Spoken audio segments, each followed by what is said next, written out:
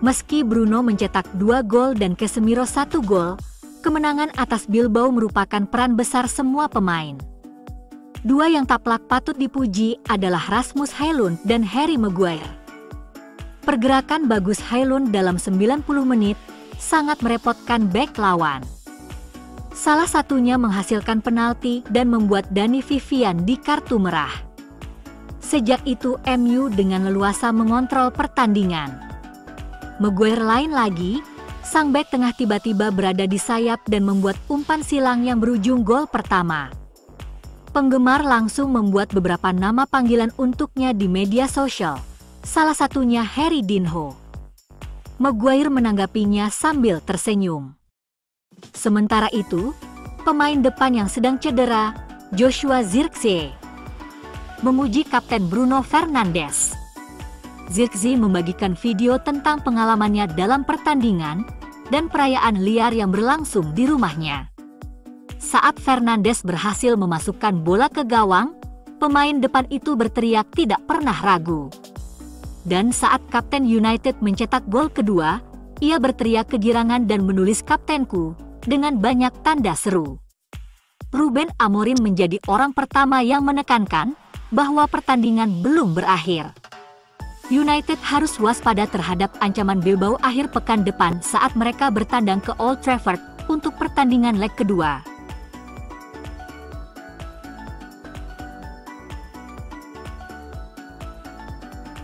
Manchester United sudah satu kaki di final Liga Eropa setelah menang 3-0 atas Athletic Club dari Bilbao. Athletic datang ke pertandingan ini sebagai favorit berat, mengingat performa kandang mereka yang tangguh, dan fakta bahwa mereka berada di posisi tinggi di klasemen La Liga. Setan Merah mencatatkan 12 statistik yang luar biasa dari kemenangan besar atas lawan terberat di Eropa. Melepaskan 14 tembakan berbanding 9 tembakan dari tuan rumah, dan 7 tembakan tepat sasaran berbanding 3 tembakan dari mereka. MU mencatatkan penguasaan bola sebesar 72,4%, dan 558 umpan akurat berbanding 160 umpan dari Athletic. MU tetap menjadi satu-satunya tim yang tidak terkalahkan di ketiga kompetisi UEFA musim ini. Mereka telah menang 8 kali dan seri 5 kali dari 13 pertandingan mereka di Liga Eropa. Meskipun beberapa pertandingan merupakan pertandingan sistem gugur, rata-rata poin per pertandingan mereka di pertandingan Liga Eropa adalah 2,23. Itu hampir 2 kali lebih baik dari rata-rata poin per pertandingan Liga Primer mereka yang sebesar 1,14. MU telah mencetak lebih banyak gol dalam pertandingan Liga Eropa pada tahun 2025-19 daripada yang mereka cetak di Liga Primer 18, meskipun memainkan lebih dari 2 kali lipat jumlah pertandingan 15 berbanding 7 di PL. Sebelum laga, Opta memberi Athletic Club peluang 48,8% untuk menang di San Mamés, dan Ruben Amorim hanya 25,5% dalam simulasi prediksi pra-pertandingan mereka. Victor Lindelof menyelesaikan 95 operan untuk United. Itu 73 lebih banyak dari pengumpan teratas Athletic, Yare Alvarez dengan 22. Tim asuhan Ernesto Valverde hanya kalah 1 kali dari 17 pertandingan La Liga di kandang sendiri musim ini. Hanya Atletico Madrid dan Osasuna yang menang tandang di Bilbao, semua kompetisi, sejak kekalahan 0-2 di kandang sendiri dari Real Madrid pada awal musim lalu. Dalam 23 pertandingan di kandang sendiri di La Liga dan Liga Eropa musim ini, Athletic Bilbao hanya kebobolan 12 gol. United mencetak 3 gol dalam 45 menit. Tidak ada pemain dalam sejarah Liga Eropa yang mencatatkan lebih banyak kontribusi gol, 19 gol dan 12 assist, dalam pertandingan babak gugur daripada Bruno Fernandes. Kapten Manchester United itu telah mencetak 31 gol dari hanya 32 pertandingan babak gugur. Mohamed Salah adalah satu-satunya pemain Liga Primer yang telah mencetak lebih banyak kontribusi gol daripada Fernandes di semua kompetisi pada 2024-2025. mengingat kemenangan Spurs 3-1 atas Bodo Glimt. Jika sukses di leg 2, final Liga Eropa akan menjadi final sesama klub Liga Primer. Hanya sekali sebelumnya dalam sejarah Manchester United, final Liga Champions 2008 melawan Chelsea, mereka menghadapi sesama klub Inggris di final Eropa.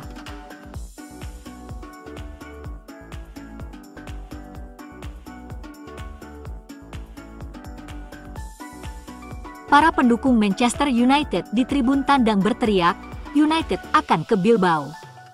Banyak dari mereka yang sudah memesan tiket pesawat dan hotel. Tim Spanyol seharusnya memiliki hubungan cinta dengan Liga Eropa. Tim United terburuk dalam sejarah justru menghancurkannya. Athletic Bilbao membanggakan pertahanan terketat di La Liga. Ruben Amorim memilih 8 pemain bertahan sebagai starter, niatnya mengincar hasil imbang. Justru United unggul 3-0 di babak pertama. MU telah mencetak 15 gol dalam 5 pertandingan sistem gugur. United adalah tim yang berbeda di Liga Eropa, dan mereka mempertahankan penampilan terbaik mereka melawan tim favorit turnamen di kandang mereka sendiri. Tim Spanyol bertanggung jawab atas 6 kekalahan terakhir United di babak gugur. Dan rekor itu berakhir melawan tim yang dicerca habis-habisan.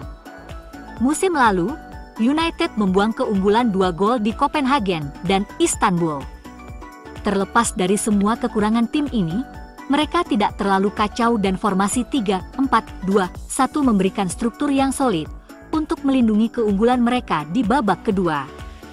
United memiliki kedalaman yang cukup baik. Matthijs de Ligt dan Ahmad kembali ke skuad dan kembali ke lapangan. Luke Shaw, Kobbie Mainoo, dan Mason Mount muncul. Posisi kuat United tidak dapat disangkal telah diperkuat oleh para pemain pengganti mereka. Tidak ada perayaan berlebihan dari skuad United di akhir pertandingan. Kemenangan telah dipastikan selama hampir 1 jam, tetapi tidak ada tanda-tanda pekerjaan telah selesai. Itulah mentalitas yang dibutuhkan klub. Athletic tidak pernah pulih dari gol sundulan pembuka Casemiro. United tetap tenang sementara Athletic kehilangan ketenangan. Tarikan Daniel Vivian yang mencolok terhadap Rasmus Højlund secara retrospektif dianggap sebagai penalti dan layak dikeluarkan oleh wasit Espen Eskas. Bruno Fernandes menunjukkan ketenangan yang sama dengan tendangan penaltinya sebelum menasihati para penggemar Athletic untuk tenang. Mereka tidak melakukannya. Mereka meneriaki wasit berbaju biru itu saat ia meninggalkan lapangan saat jeda. Orang tua Harry Maguire termasuk di antara yang terakhir tiba saat anggota keluarga United duduk di depan kotak pers. Mereka tidak melewatkan umpan silangnya yang dibelokkan oleh Manuel Ugarte dan dikonversi menjadi gol oleh Casemiro. Ini mungkin musim terbaik Maguire untuk United. Ayah Maguire meninju udara dengan gembira setelah Fernandes mencetak gol untuk mengubah kedudukan menjadi 3-0. Bagi Fernandes, ini adalah musim kedua dengan 20 gol untuk United. Amorim memperingatkan United untuk bersiap menghadapi 30 menit pertama. Mereka berhasil melewatinya, ujian terberat dalam kompetisi ini. Ini adalah bulan terakhir Lindelof bersama United dan perannya yang krusial di Basque Country lebih menggambarkan identitas skizofrenia tim ini. Amorim memilih Lindelof daripada Luke Shaw yang tidak layak untuk memulai pertandingan berturut-turut. Keduanya berisiko, tetapi Lindelof lebih berisiko.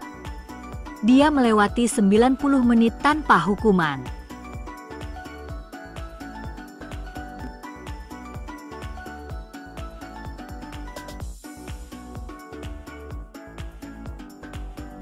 Pemain sayap pinjaman Manchester United, Antony, mencetak gol voli yang meyakinkan untuk memberi Real Betis keunggulan tipis 2-1 atas Fiorentina di leg pertama semifinal Liga Konferensi Eropa.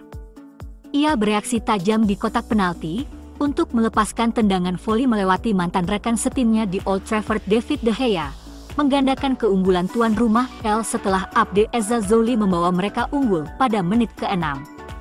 Tendangan Ezzazzouli membentur mistar gawang dan masuk hanya beberapa inci, sehingga wasit Michael Oliver harus berkonsultasi dengan asisten wasit video untuk memastikan bola telah sepenuhnya melewati garis gawang. Tendangan Antony menambah jumlah golnya menjadi 6 gol dan 4 assist dalam 19 penampilan untuk tim Manuel Pellegrini sejak bergabung pada bulan Januari. Kapten Fiorentina Luca Ranieri kemudian memperkecil ketertinggalan tim tamu, tiba di kotak penalti untuk melepaskan tendangan rendah melewati tangan Francisco Vietes yang terulur. Klub Italia itu memiliki beberapa peluang untuk menyamakan kedudukan, tetapi tidak mampu menyamakan kedudukan, mengakhiri rekor tak terkalahkan mereka dalam 9 pertandingan berakhir. Robin Gosens gagal memanfaatkan peluang terbaiknya, sundulannya melebar beberapa inci ke tiang dekat. Pemenang pertandingan ini kemungkinan akan menghadapi Chelsea di final pada 28 Mei, setelah mereka menang 4-1 saat bertandang ke Djurgården di leg pertama semifinal lainnya.